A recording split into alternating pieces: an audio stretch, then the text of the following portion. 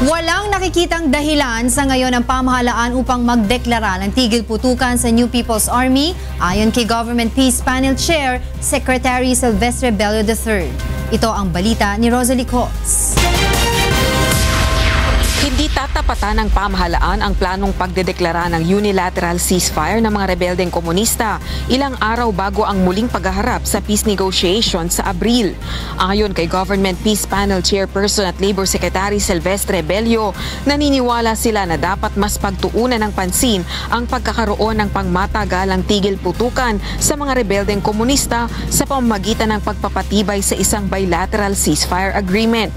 Right now, there is no reason to declare a unilateral ceasefire because our president is more interested in obtaining a bilateral ceasefire agreement.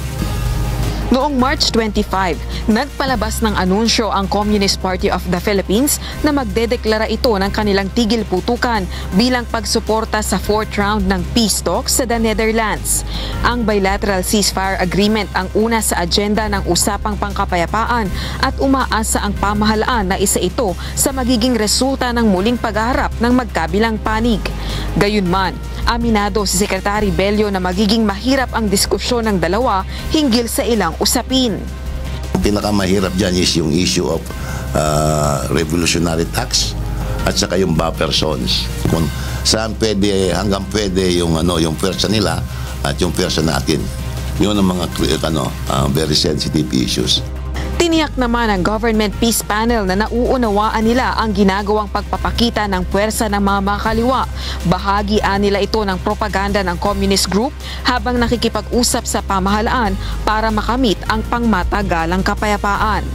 Rosalie Coz, UNTV News and Rescue, Malacanang.